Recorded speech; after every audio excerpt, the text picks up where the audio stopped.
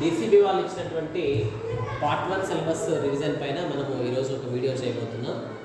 Revision test 1 chapter reflection of light part 1 సిలబస్లో ఉన్నటువంటి మొత్తము 6 చాప్టర్లలో మనకు రివిజన్ టెస్ట్ మొదటి చాప్టర్ సంబంధించినటువంటి ఎగ్జామ్ పేపర్ ఇది.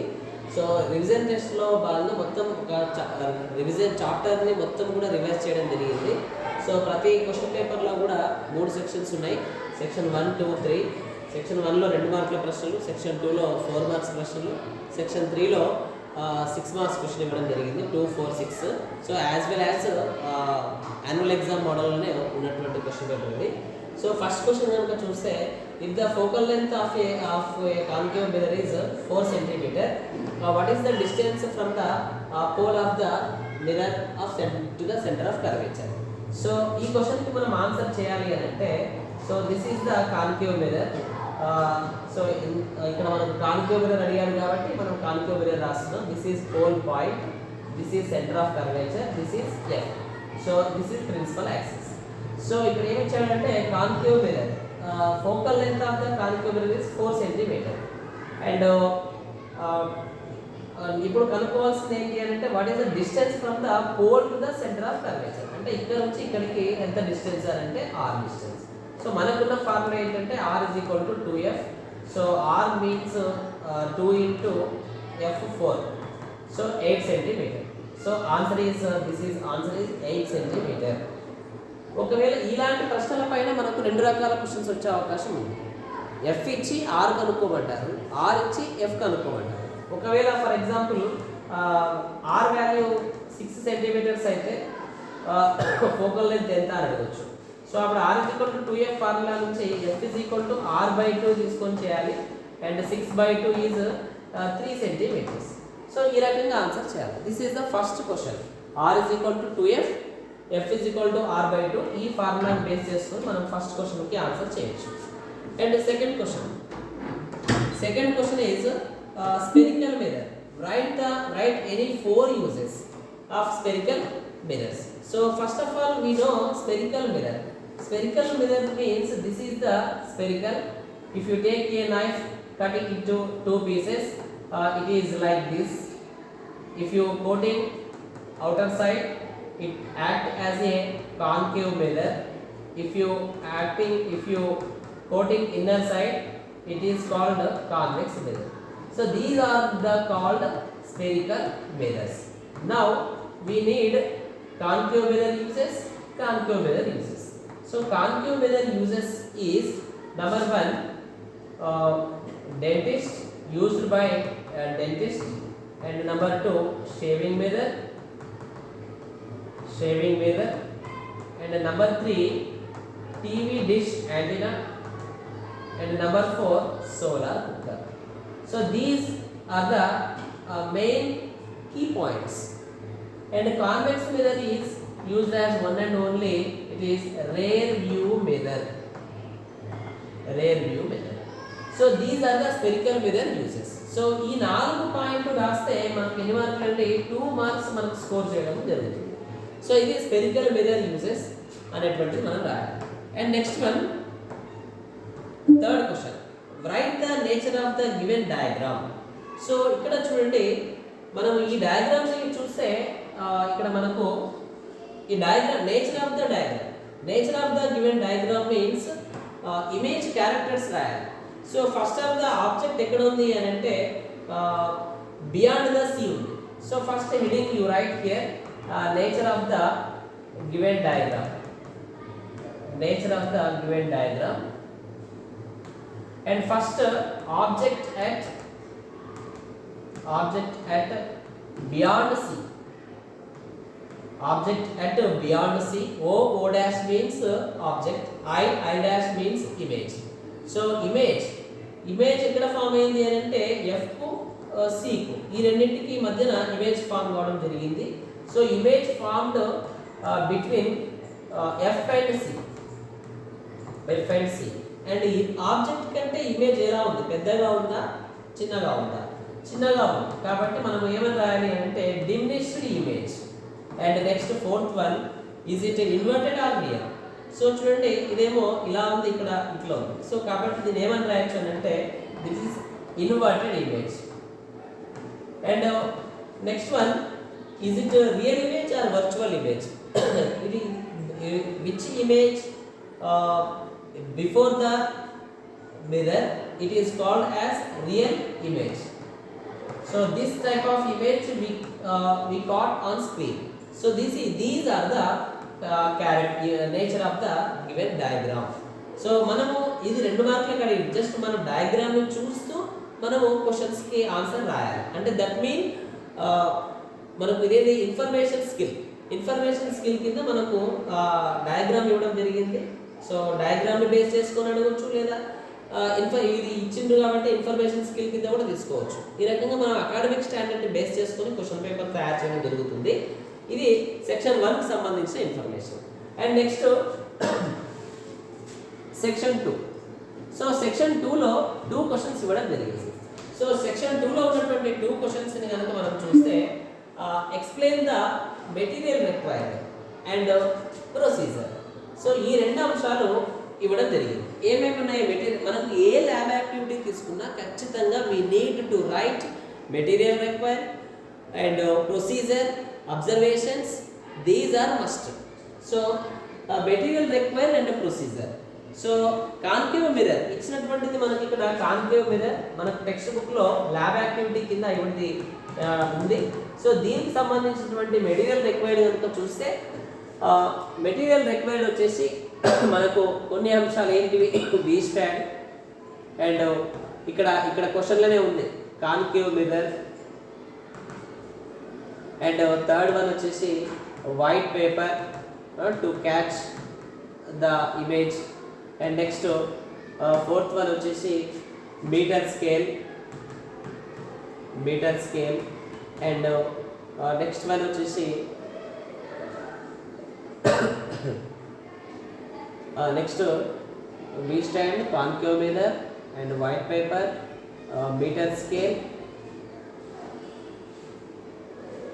సో ఇట్లా మనము ల్యాబ్ యాక్టివిటీకి సంబంధించినటువంటి మెటీరియల్ రిక్వైర్డ్ కింద మనము రాయాల్సినటువంటి అంశాలు ఇవి.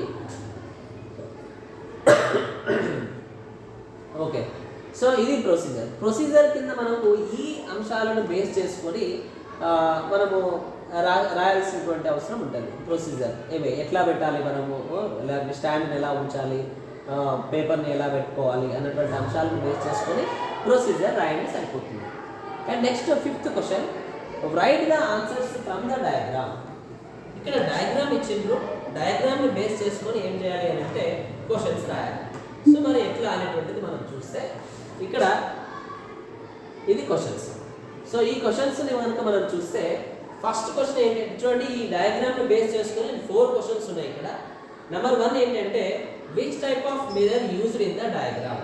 సో సింపుల్గా ప్రశ్న, ఇచ్చిన డయాగ్రామ్లో ఏ మిర్రర్ని యూజ్ చేసిండ్రు. మనం సెకండ్ క్వశ్చన్ ఎక్స్ప్లెయిన్ చేసేటప్పుడు చూసాం ఏముంది అని అంటే ఇక్కడ ఇన్నర్ సైడ్ కోటింగ్ ఉంది. సో కాబట్టి this type of diagram is called convex mirror.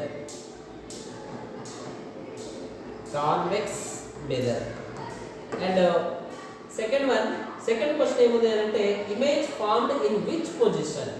ఏ పొజిషన్లో ఫామ్ అయింది. ఇక్కడ ఉన్నటువంటిదేమో ఆబ్జెక్ట్, ఇక్కడ ఉన్నటువంటిదేమో ఇమేజ్. సో కాబట్టి ఇమేజ్ ఎక్కడ ఫామ్ అయింది అని అంటే image formed at between F and P. And next what happen if the object nearer to pole. ఆబ్జెక్ట్ని ఇక్కడ ఉంది, ఇది ఇక్కడ ఉంది. సో ఈ ఆబ్జెక్ట్ని కనుక మనము ఒకవేళ ఇది ఇక్కడికి తీసుకొచ్చినట్లయితే, నియరర్ టు పోల్ తీసుకొచ్చినట్లయితే ఏం జరుగుతుంది అని అంటున్నాడు. సో మరి ఏం జరుగుతుంది అప్పుడు అని అంటే ఇక్కడ ఏమి జరగదు. ఏం జరుగుతుంది అని అంటే ఆబ్జెక్ట్ ఎప్పుడైనా కానీ ఆబ్జెక్ట్ ఇక్కడ ఉన్నటువంటి ఆబ్జెక్ట్ ఇక్కడికి వచ్చినా కానీ ఏమవుతుంది అని అంటే ఇమేజ్ ఎప్పుడు కూడా ఈ ప్లేస్లోనే ఫామ్ కావడం జరుగుతుంది. ఇక్కడ ఈ ప్లేస్లోనే ఫామ్ కావడం జరుగుతుంది. సో కాబట్టి వాట్ హ్యాపెండ్ అని అంటే the image formed at between F and P అని between F and P, always formed at in convex mirror, the image formed between F and P. And next question ఏముంది ఇక్కడ, is it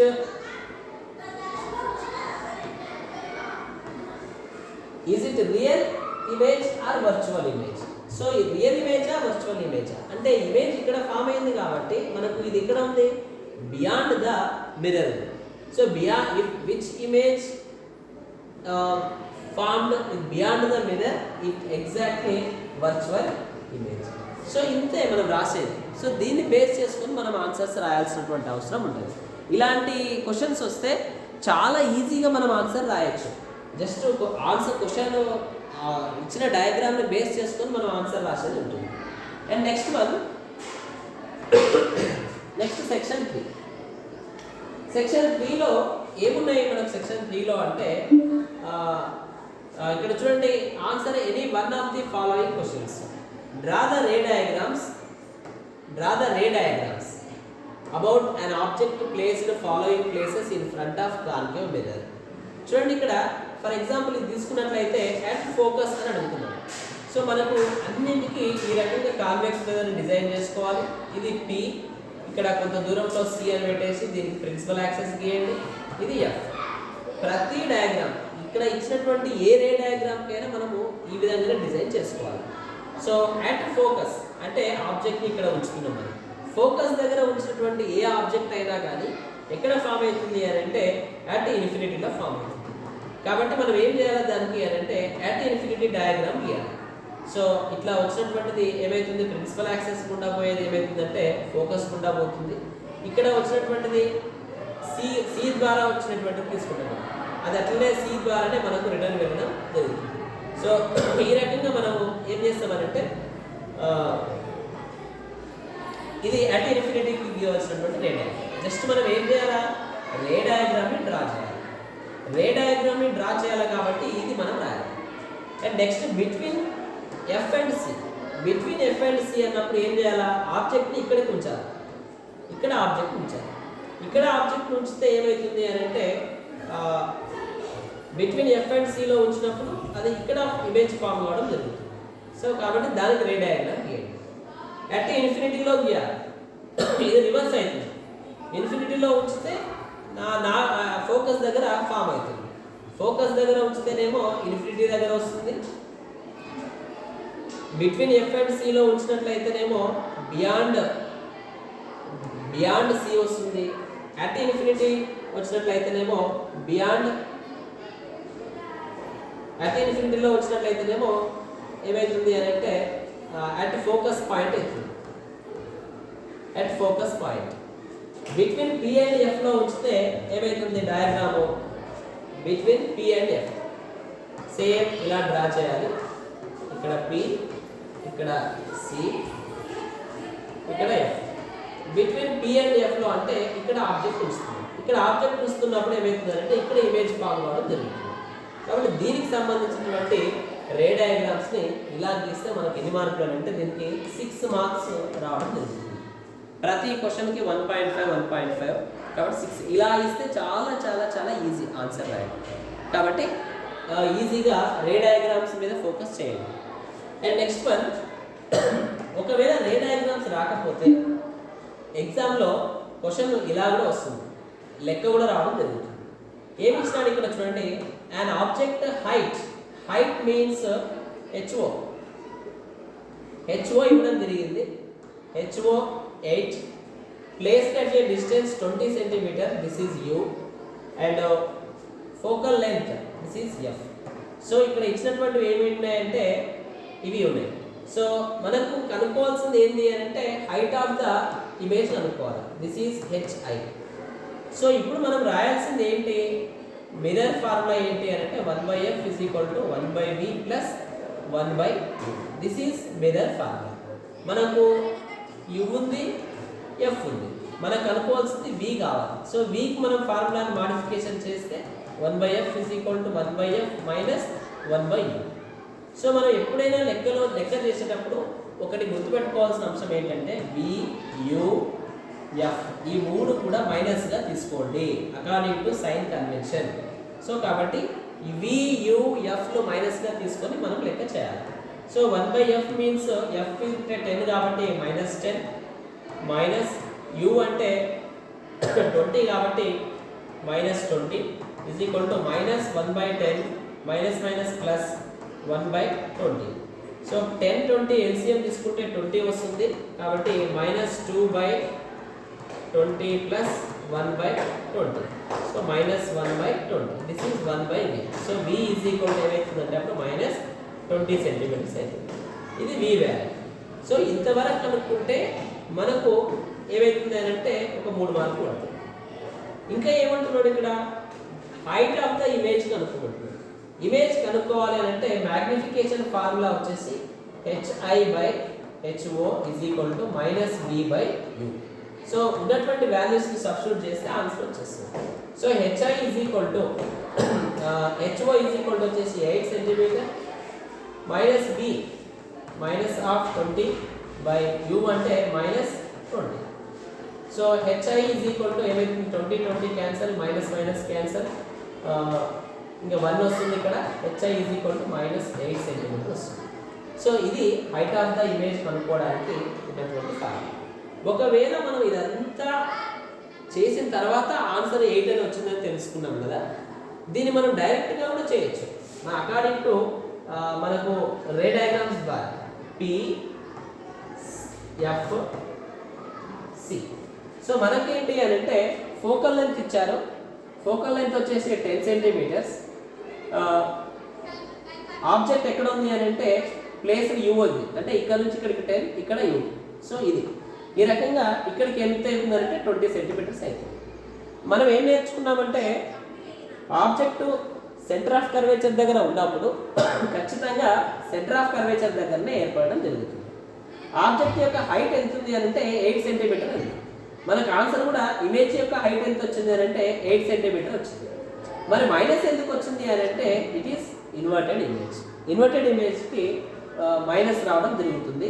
ఏది below the principal axis ఉన్నటువంటి objects ఇమేజెస్కి minus రావడం జరుగుతుంది. So ఈ రకంగా మనం ఆన్సర్ చేయొచ్చు. సో ఇది రివిజన్ టెస్ట్ 1 లో ఉన్నటువంటి ఫస్ట్ చాప్టర్కి సంబంధించినటువంటి ఎక్స్ప్లెనేషన్. సో నెక్స్ట్ రేపు మనం రివిజన్ టెస్ట్ 2కి సంబంధించినటువంటి సెకండ్ చాప్టర్ని తెలుసుకుందాం. Thank you very much.